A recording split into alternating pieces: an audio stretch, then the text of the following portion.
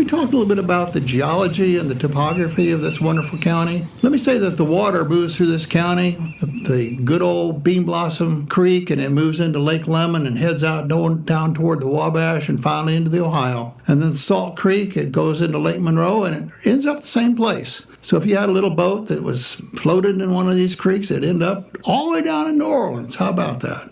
The glaciers shaped the northern part of the county, made it very, very flat. The southern part of the county is in the Norman upland, and it is resistant rock that caps these hills. The water and the erosion has made these deep ravines all over the place. The Wisconsin Ice Age, you can find parts of that up by Martinsville, and all the glacial till came down toward the Bean Blossom Overlook and Pine Bluff and that area near Bean Blossom, and it all stopped and gave us quite a lot of debris. This wonderful glacier, the Wisconsin, was really important in leaving a lot of gold and diamonds.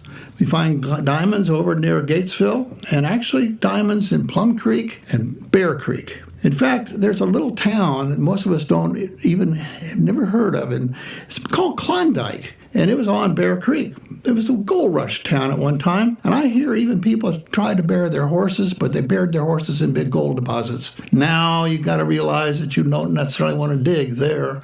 It might not be a real pleasant experience. You might want to dig at least 10 feet away from that old horse. The Bean Blossom Overlook, Pine Bluff, was where the Illinoisan Ice Age stopped about 14,000 years ago. This is a long, long time ago. And actually, the ice melted back from the state. It's pretty much gone about 15,000 years ago, 14, 15, 12, in that range. Gray shale all throughout Plum Creek. Wonderful, wonderful deposits for what we call body clay. And those skinny dippers that really put that body clay all over them, they could wash that clay off instantly. And boy, how do we love that clay in Gold Plum Creek. And that was part of the geology. Lots of ponds and lakes in this county, but all of them are man-made. It's well over 600, making it the most lakes in the entire state. Really, these impoundments of water were for water supply. The ravines, they're deep with interfluves in between. Resistant sandstone and siltstone, dry ridges on top. You can see those dry ridges in a distance just looking at the old chestnut oaks. They love dry ridges. Well drained. You can't dig a well here because it just wouldn't have any water at all. That's why the ponds were there. The forest soil is very acidic in this area too. You see the tall tan grasses throughout the year, particularly in the fall, and that shows how acidic the soil is. And we know how clay is and how muddy it is and how sticky it is. Just try to drive a pick-em-up truck right down those county lanes when the mud is all around, and boy, is that slippery and sticky. The Salt Creek Valley, a wonderful broad valley going down near Story, is a glacial sluiceway. Imagine a huge, huge wall of water going down through there for many, many years, actually making that valley a lot broader than it would be otherwise. Salt deposits were mined, and many of the early settlers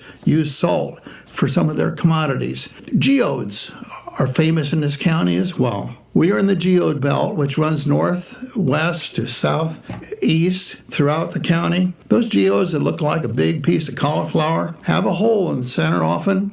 Maybe a fossil was in there at one time about 350,000 years ago. The fossil decayed, the water seeped into the geode, made the little silicon like a little cave. Brilliant, brilliant, white, beautiful crystals. And if you ever see a geode with darker crystals, it means it's really a lot older, perhaps iron deposits. This wonderful topography and geology of Brown County makes Brown County one of the most unique and perfect counties to study geology and study the rocks, study the landscape, especially if you get out there and just spend days and days and days enjoying our wonderful nature.